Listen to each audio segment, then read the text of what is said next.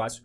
Eu acho que é muito provável que a gente veja até, quem sabe, uma busca por um treinador estrangeiro diante do cenário. O Vasco, ele, fora de campo como diretoria, para ser muito honesto com vocês, eu acho que a diretoria talvez não tenha entregado a lacuna de preencher mais com um volante e também um zagueiro. Isso ainda está sendo buscado. O Vasco continua no mercado buscando esse volante principalmente. Mas olhar para os setores do grupo, e aí você olha as saídas. O Vasco perdeu Ryan, Verratti e Coutinho, mas entregou Spinelli, Brenner, Marino, Rojas. Já tinha o Nuno. Voltou o Adson. Saldívia, hoje inclusive para mim fez uma partida dentro do esperado, uma partida ok. Pelo menos mostra que tem condição de jogar. O Vasco, ele tinha elenco para poder apresentar um pouco mais, principalmente em termos de resultado. E eu acho que foram os resultados que não fizeram o Fernando Diniz acabar continuando. A diretoria fez sua parte, cara. Se você for olhar o retrospecto geral, o Verratti pediu para sair. Não tem o que fazer. O Ryan pediu para ser vendido. Não tem o que fazer. O Coutinho pediu para rescindir o contrato. Não tem o que fazer. Então, até as grandes saídas que o Vasco teve no elenco não foram culpa da diretoria. Foram coisas que aconteceram fugindo do que a diretoria acreditava. Olha pro que vai acontecer daqui pra frente. Você tem um cuiabano que vai entrar na equipe e que é bom jogador. O Thiago Mendes hoje não jogou, mas é o titular desse time. Ainda precisa-se de um volante e de um zagueiro. Repito, o time é ruim? É claro que não. Olhar o elenco inteiro e perceber que nos últimos anos o Vasco não chegou perto de ter pelo menos um banco de reservas suficiente para poder substituir, o elenco desse ano ele é bem melhor do que o dos últimos 5 anos, vamos colocar assim. Ao mesmo tempo, eu me preocupo, cara, porque eu tinha uma expectativa individualmente desses atletas e eu tenho tido uma percepção diferente de vários deles. Eu acho que o Vasco ele tem que sair, repito, do campo hipotético. Isso tem a ver com o treinador? Claro. Isso tem a ver com o plano de jogo? Claro. Tem a ver com o ambiente, tem a ver com a positividade, com a questão da confiança de vitórias. Entrar num ciclo vitorioso faz os caras jogarem mais leve, sem dúvida alguma. Mas se achar que a culpa é só do treinador, não vai ter cobrança no vestiário. Então o único sinal de alerta que eu faço à diretoria tem que cobrar os atletas, cara. Porque se não cobrar os atletas, vai vir outro treinador e, repito, daqui a 3 meses a gente vai estar falando da mesma coisa. O Vasco não consegue vencer, tem que trocar o treinador e etc. E é o mesmo problema que o Vasco vem tendo nos últimos 20 anos.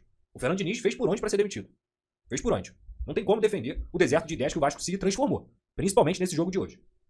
Tendo um a mais por mais de 30 minutos e não conseguir fazer um gol. Um time que finaliza 130 vezes e faz 4 gols nos últimos jogos. Não tem como defender isso. Mas também não tem como defender os jogadores. Não tem como não cobrar de quem tem que ser cobrado. De quem ganha em dia, ganha muito bem e tem o melhor conforto para isso.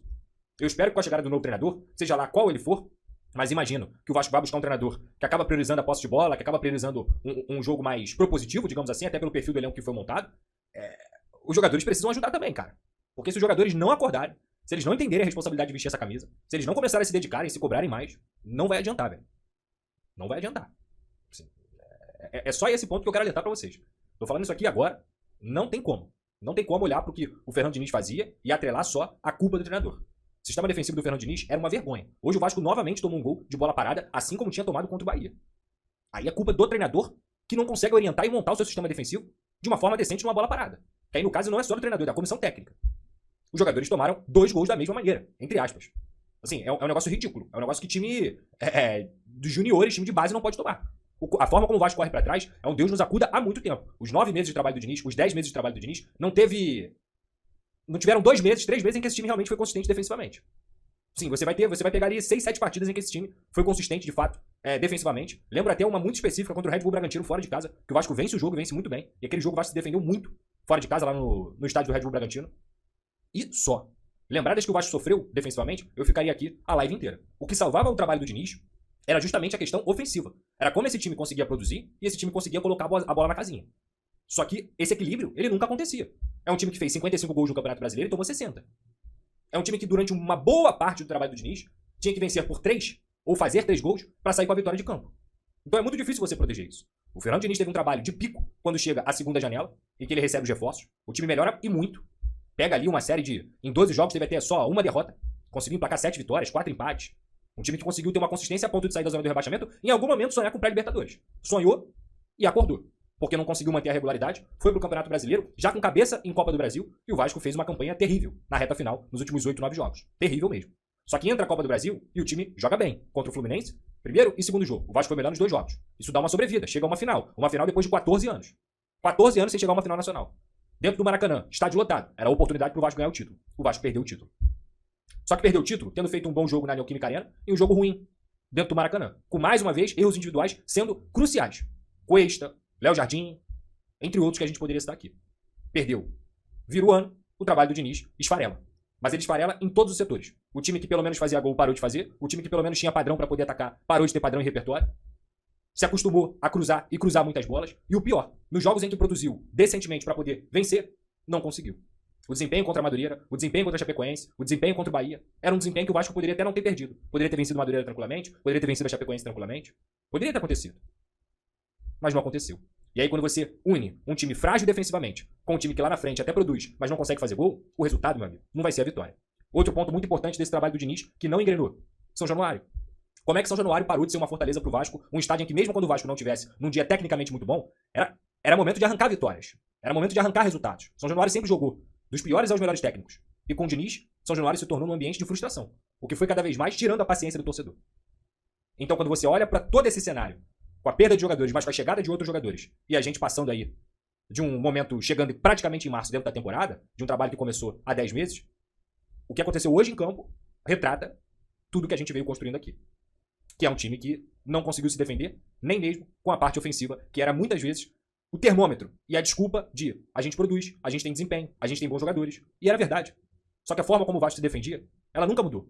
E essa forma é muito negativa para o clube.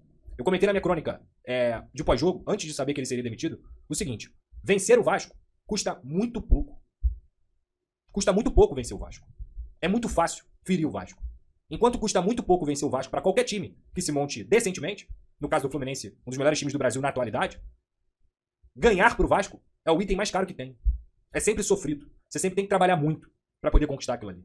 As vitórias do Vasco, elas são muito suadas. Já os empates e as derrotas, eles geralmente acontecem de forma muito fácil. Então o trabalho, infelizmente, não foi sustentado.